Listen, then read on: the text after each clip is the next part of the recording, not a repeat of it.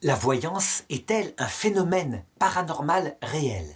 Alors d'abord, il faut définir ce que c'est que la voyance. Habituellement, il s'agit de voir le futur, mais ce n'est pas seulement cela. La voyance peut aussi consister à annoncer les choses profondes concernant le sens de notre vie ou de la vie de l'humanité.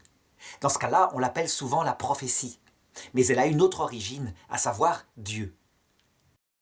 Évidemment, les gens ne vont pas souvent jusqu'à cette profondeur-là. Ils se contentent d'aller voir des voyantes et des voyants afin d'avoir quelques indications sur leur vie passagère, sur leur avenir immédiat. Et donc la question est de savoir, est-ce que ça fonctionne? Eh bien, comme toujours, dans un point de vue catholique, il faut se demander d'où vient le phénomène. Le phénomène peut avoir plusieurs causes. Et comme toujours, la première qu'il faut regarder, c'est la possibilité d'une cause naturelle, parce que c'est quelque chose de réel, qui peut exister. Il y a des gens qui sont doués d'une espèce d'intuition intérieure, d'une sorte de sixième sens qui fait que, dans la pensée de l'autre, soit ils la lisent, peut-être par une forme de télépathie, soit parfois, je dirais, ils la devinent par des signes extérieurs, comme par exemple la présence d'une alliance qui indique que la personne est mariée, etc. Et donc, parfois, en s'appuyant sur la crédulité de celui qui vient les voir, eh bien ces personnes-là, d'étape en étape, arrivent à annoncer des choses que la personne va bien vouloir croire, parce qu'elles paraissent en partie réelles.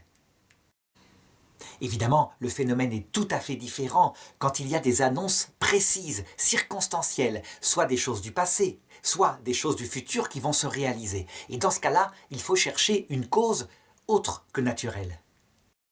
Et cela peut être en premier lieu ce qu'on appelle les anges. Ça veut dire ces esprits, ces purs esprits qui sont dans l'autre monde et qui parfois voient Dieu et sont donc des anges bons et parfois sont révoltés contre Dieu et sont donc des anges mauvais. Mais ils ont le même pouvoir globalement, sauf que les anges bons voient en Dieu tout ce que Dieu voit. Dans les deux cas, le phénomène de voyance peut être exactement le même, mais l'intention des deux n'est pas la même.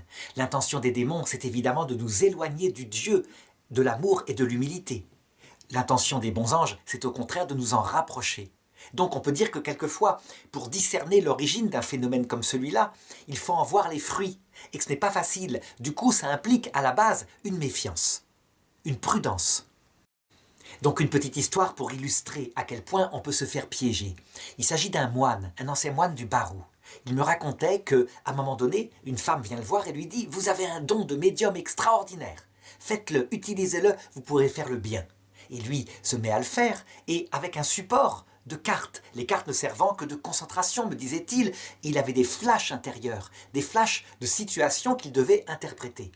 Et donc, quand une personne venait le voir pour de la voyance, lui qui était moine, donc un moine, on peut se dire qu'on peut être qu'en confiance, eh bien, il avait des flashs, et une fois, par exemple, il voit un enfant qui grimpe sur un immense vase.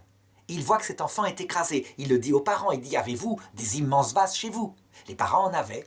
Il les attache avec des ressorts, et quelques semaines plus tard, voilà que l'enfant, effectivement, grimpait sur le vase. Une autre fois, il voyait le mari, là, avec une autre femme, et il le disait, très franchement. Il ne savait pas gérer son don, mais de fait, le mari trompait sa femme. Le problème, c'est qu'au bout d'un certain temps, une sorte d'entité venant de l'au-delà, une petite fille qui lui apparaissait en costume du XIXe siècle, qui s'appelait Olga, eh bien, semblait être à l'origine du phénomène. Et elle lui apparaissait de plus en plus dans les flashs, soit en pleine lumière, soit sanglante, parce qu'elle était sans doute morte d'un accident de fiacre au XIXe siècle. Et il a commencé à être envahi, ce moine, par des cauchemars, la nuit, des présences négatives. Il en a parlé tout de même à son père abbé, qui lui a dit d'arrêter tout de suite, que le phénomène venait du mal. Et alors il a arrêté. Ça veut dire quoi? Eh bien que cet homme, qui était un religieux, s'était fait piéger par un esprit mauvais. Et donc, en utilisant des supports comme cela, en fait, celui qui était venu lui donner de vraies intuitions, qui avait même sauvé la vie d'un enfant, était un démon, visiblement.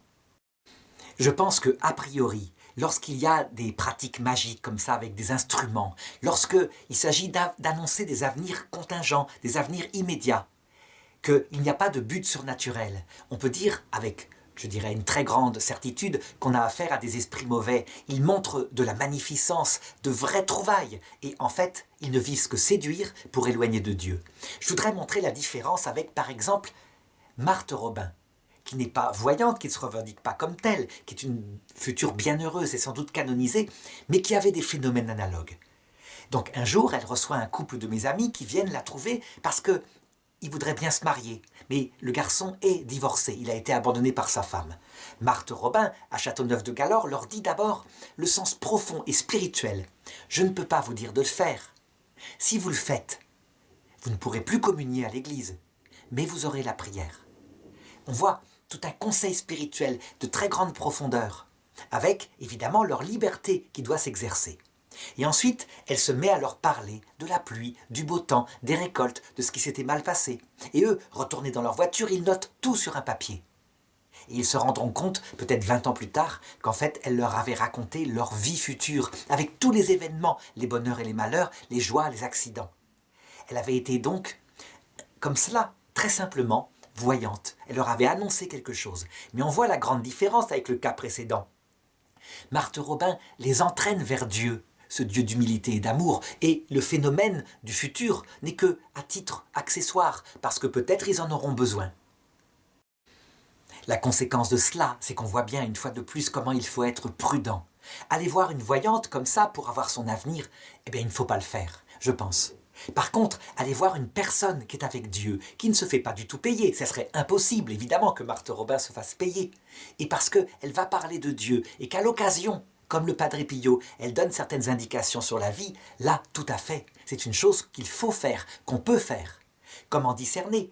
Eh bien peut-être à partir de l'origine de la personne, mais de toute façon avec prudence, puisque, en l'occurrence, l'histoire que j'ai racontée était celle d'un moine.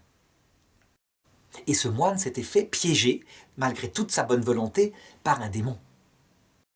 C'est d'autant plus dangereux d'aller voir ce genre de voyant du démon que les démons ne peuvent pas annoncer l'avenir. Ils ne connaissent pas les futurs contingents, ce qui arrive par accident.